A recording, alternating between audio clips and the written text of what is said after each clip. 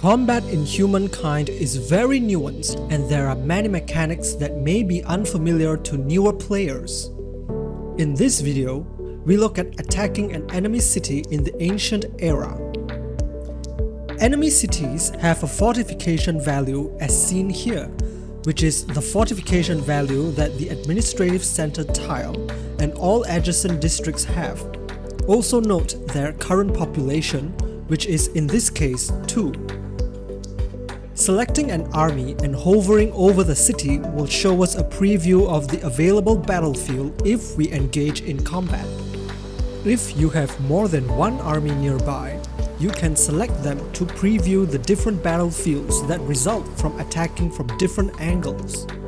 Once we have started the attack, we enter the combat interface. To proceed from this screen, we can choose to maintain, which is to wait outside while we build our siege weapons, to assault, which is to initiate combat right now with whatever units we have, or to abandon, which is to return to the normal overworld map. We see that the fortification value is 15. That means for as long as this value is not reduced to 0, the enemy's walls will remain intact and they will enjoy a defender's bonus by attacking from within their walls. Next, we see what infrastructure is contributing to the fortification value of 15. In this case, it is a fence. All cities come with fences by default, so even in the early game, defenders will always have a bit of a defender's advantage when facing an invader. All cities will spawn militia units to defend when attacked, so defenders will always have some units to defend with even if they do not own any military units. Here, we see that there are 2 out of 4 possible militia units. With their current research and infrastructures, the enemy city can spawn up to 4 militia units. However, this is limited by their current population, which is 2. Hence, only 2 militia units are spawned now. We also see that they will lose 1 militia unit in 13 turns. This means if we remain outside the walls without attacking, the city will lose 1 militia unit after 13 turns. This is how Humankind simulates attrition due to a siege. We can also hover over these icons to look at the stats of the enemy militia units. On the left side, we see that we will gain 1 siege unit in 3 turns. This means if we remain outside the walls without attacking, a siege unit will spawn for us after 3 turns. The more units we have on our side involved in this battle, the faster we can gain siege units. We can also hover over the icon to determine the stats of the siege unit that will be spawned for us.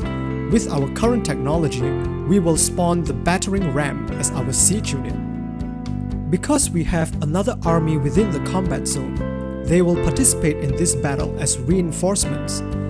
It is always a good idea to have more armies with you when you begin a battle, so that you have more backup during the fight. You can click on the armies on the map to highlight which units they appear as in your Battle Management tab. You can click on the enemy units too. Here, we click on Maintain because we would like to spawn some siege units before we attack. The enemy, however, has chosen to push the attack. This means we won't be sitting around outside building our siege units. The enemy is now the attacker and we are the defender. As the defender, we have to defend our flag and prevent any enemy unit from standing on our flag by the end of our combat. Clicking the magnifying glass locates your flag in case you didn't already know. Let us select Manual Battle because we want to conduct the battle ourselves. Before the first round of combat, we have to arrange our units first. In this combat mode, each individual unit in an army spreads out to occupy a tile by itself. As there is enough space on our blue deployment zone, our reinforcements can deploy immediately too. Now, let us arrange our starting positions to our liking. Once we are done, the enemy attacks first because they chose to attack us. Because of that, note that all our units have the Defender's Shield bonus. That means we have slightly more combat strength than usual. We can see that the enemy unit that stands on his city districts gets a behind walls bonus. This gives them a huge amount of combat strength when we choose to attack them now. This unit also has a high ground bonus because it is on a hill above us. And it also has a guardian bonus because it is a militia unit and is standing on his own district. It is very unfavorable to attack this unit now. In such a case, it is better to defend in order to gain the defending bonus rather than attacking head-on. This unit, however, is much weaker because it doesn't have that many bonuses. It is neither behind walls, on a high ground, nor standing on a district. This is a much easier target for us. We can move injured units out of the way so that the enemy will attack our healthy units, thus minimizing our losses. As long as a unit spends all its movement points without attacking, it will gain the defending bonus. Let us end this round by defending. Now that this unit has run back to his city, it is now much stronger due to all the bonuses received. We can see that our unit is unable to move deeper into enemy territory due to passing by the enemy's zone of control, represented by the spiky arrows. Since we have a high ground on the right, let us move our units up to gain a high ground bonus if the enemy attacks us. When the enemy does run out like this, we can easily kill them off because they gave up their bonuses to run out and attack us.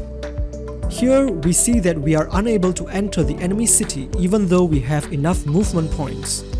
This is because as long as the fortification value is not destroyed, our units require full movement points to climb past the enemy fortifications. Note that we have to move a unit to stand on our flag because we lose this battle if the enemy stands on it at the end of this round. We could have made our flag easier to defend if we had started attacking the enemy city from a different angle.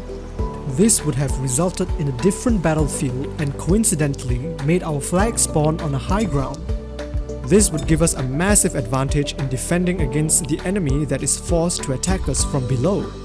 As we have fought for 3 battle rounds, we must wait for the next turn to resume this battle.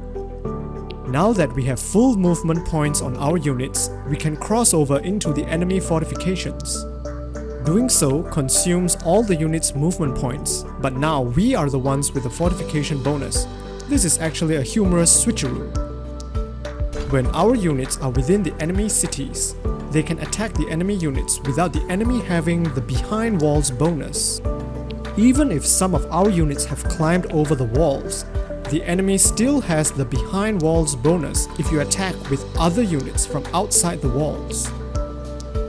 There is not much left to do, and once the last enemy unit is killed, the battle is over and we have occupied the enemy city.